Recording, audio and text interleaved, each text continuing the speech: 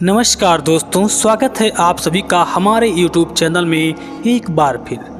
दोस्तों, ये तो आप सभी जानते हैं कि महर्षि विश्वामित्र ऋषि बनने से पहले एक क्षत्रिय राजा हुआ करते थे और उनका नाम विश्वरथ था।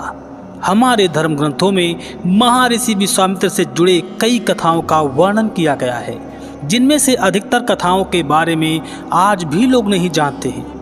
इस वीडियो के माध्यम से मैं आपको महर्षि विश्वामित्र से जुड़ी एक ऐसी ही कथा के बारे में बताने जा रहा हूं, जिनके अनुसार विश्वामित्र ने अपने तपोबल से एक चांडाल को सशरीर स्वर्ग को पहुंचा दिया था। कथा के अनुसार इक्ष्वाकु वंश में त्रिशंकु नाम के एक प्रतापी राजा हुए थे, जिनकी शरीर के साथ स्वर्ग जाने की इच्छा थी, जिसके लिए उन्होंने महर्षि वशिष्ठ से यज्ञ करने को कहा था। लेकिन महर्षि वशिष्ठ ने यह कहते हुए यज्ञ नहीं किया कि मुझ में इतनी सामर्थ्य नहीं है कि मैं तुम्हें सशरीर स्वर्ग भेज सकूं। महर्षि वशिष्ठ के मना करने पर त्रिशंकु वशिष्ठ जी के पुत्रों के पास गए और उनसे भी यही यज्ञ करने के लिए अनुरोध किया। लेकिन जब महर्षि वशिष्ठ के पुत्रों को ये पता चला कि उनके पिता ने इस काम के लिए राजा त्रिशंकु को मना कर दिया है, तो उन्होंने त्रिशंकु से कहा, हे राजन, क्या तुम मूर्ख हो जो इतना भी नहीं जानते कि जब मेरे पिता तुम्हारे सशरीर स्वर्ग जाने के लिए नहीं भेज सकते तो हम लोग कैसे तुम्हें भेज पाएंगे। महर्षि वशिष्ठ के पुत्रों के मुख से ऐसे शब्द को सुनकर त्रिशंकु को क्रोध आ गया और वो उन सभी को अपशब्द कहने लगे। महर्षि वशिष्ठ के पुत्रों को राजा त्रिशंकु के अपशब्द पर क्रोध आ गया और उन सभी ने उसे चांडाल हो जाने का श्राप दे दिया। श्राप के कारण त्रिशंकु का शरीर काला पड़ गया और सर के बाल चांडालों के जैसे छोटे छोटे हो गए। गले की मोती माला हड्डियों की माला में बदल गया। हाथों और पैरों में लोहे के कड़े आ गए। त्रिशंकु के इस बदले रूप को देखकर उनके मंत्री और दरबारी उन्हें अकेला छोड़कर भाग गए। लेकिन इतना सब हो जाने के बावजूद भी त्रिशंकु सशरीर स्वर्ग जाने की इच्छा कभी नहीं छोड़े थे। राजा त्रिशंकु, जो कि चंडाल बन चुके थे, अपनी इच्छा को लेकर महर्षि विश्वामित्र के पास पहुंचे। विश्वामित्र के आश्रम में पहुंचते ही सबसे पहले त्रिशंकु ने ऋषि को प्रणाम किया और बोला, हे महर्षि, आप तो महान तपस्वी हैं, कृपया मेरी इच्छा को पूर्ण करने में मेरी सहायता कीजिए। त्रिशंकु के बार बार विनती करने पर महर्षि विश्वामित्र राजी हो गए और बोले, हे राजन, क्योंकि तुम मेरी शरण में आए हो, इसलिए मैं तुम्हारी इच्छा अवश्य पूर्ण करूंगा। इसके बाद विश्वामित्र यज्ञ की तैयारी के लिए लग गए। सबसे पहले उन्होंने अपने पुत्रों को बुलाया और यज्ञ की सामग्री एकत्रित करने के लिए कहा। इसके बाद उन्होंने अपने शिष्यों के द्वारा वन में रहने वाले सब ऋषि मुनियों को यज्ञ में सम्मिलित होने के लिए निमंत्रण भिजवाया। शिष्यों ने लौटकर बताया कि सब ऋषि मुनि निमंत्रण को स्वीकार कर चुके हैं, किंतु वशिष्ठ जी के पुत्रों ने यह कहकर निमंत्रण अस्वीकार कर दिया है कि जिस यज्ञ में यजमान चांडाल और पुरोहित क्षत्रिय हो, उस यज्ञ में हम लोग सम्मिलित नहीं हो सकते। ये सुनकर विश्वामित्र को क्रोध आ गया और उन्होंने कहा, अकारण ही वशिष्ठ पुत्रों ने मेरा अपमान किया है, इसलिए मैं उन्हें श्राप देता हूँ कि उनका सर्वनाश हो जाए। इसी समय वे सब काल पाश में बंद कर यमलोक चले जाएं और 700 वर्षों तक चांडाल योनि में विचरण करें। उन्हें खाने के लिए केवल कुत्ते का मांस मिले और सदैव कुरूप बने रहे। विश्वामित्र के इस श्राप से वशिष्ठ के पुत्र यमलोक सिधार गए।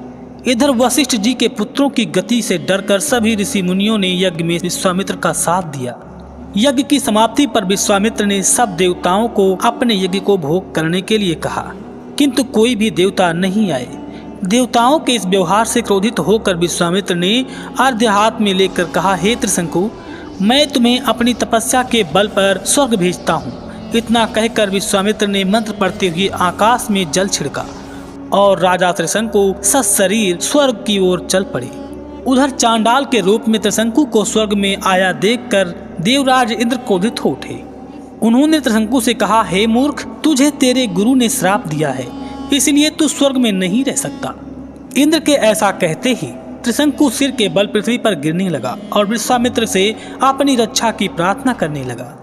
विश्वामित्र ने त्रिशंकु को वहीं ठहरने का आदेश दिया। विश्वामित्र ने उसी स्थान पर अपनी तपस्या के बल से स्वर्ग की रचना कर दिया और नए तारे तथा दक्षिण दिशा में सप्तऋषि मंडल बना दिया। इसके बाद उन्होंने नए इंद्र की सृष्टि करने का विचार किया, जिससे इंद्र सहित सभी देवता भयभीत हो गए।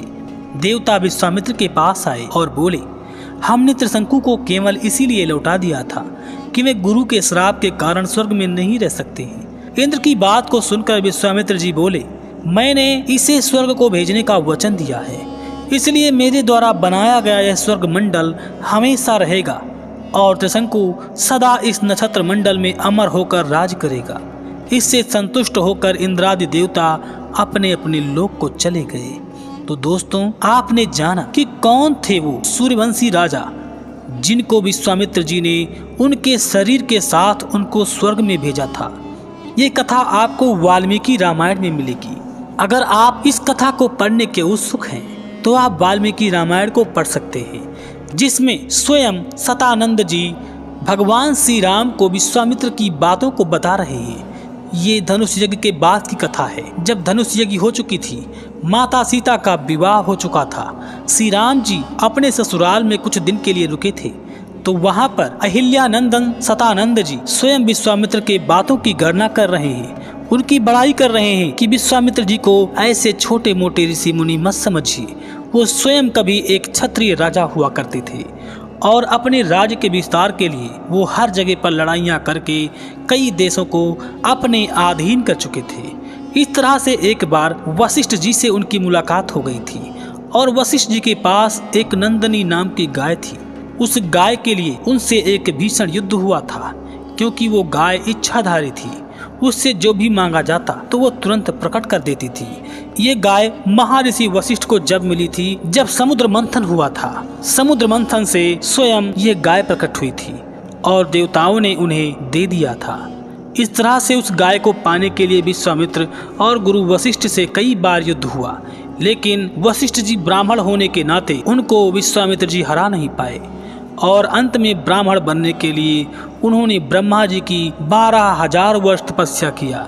तब जाकर ब्रह्मा जी ने उन्हें ब्रह्म का ज्ञान दिया और तभी से विश्वामित्र जी ब्रह्म ऋषि बन गए और ब्रह्म ऋषि बनकर उन्होंने राजकाज सबका त्याग कर दिया। सतानंद जी की बातों को सुनकर स्वयं भगवान श्री राम जी बहुत हर्षित हुए। तो दोस्तों, आपने जाना त्रिशंकु के बारे में, जो प्रभु श्री राम के ही एक पूर्वज थे। दोस्तों, कैसा लगा हमारा यह वीडियो? क्या आपने कभी इससे पहले विश्वामित्र जी की कथा को सुना था? अगर आपने नहीं सुना था तो जरूर कमेंट में बताएं, और अगर सुना था तो भी बताएं। और अगर वीडियो पसंद आया हो तो वीडियो को लाइक करके, अगर आप नए नए कथाओं से जानना चाहते हैं तो हमारे चैनल को सब्सक्राइब करके बेल आइकन अवश्य दबाएं, ताकि हमारे द्वारा बनाए गए नए नए वीडियो की जानकारी आपको सबसे पहले मिलती रहे। लेते हैं आपसे इजाज़त, मिलेंगे फिर ऐसे ही एक नई कथा के साथ। तब तक के लिए जय श्री राम।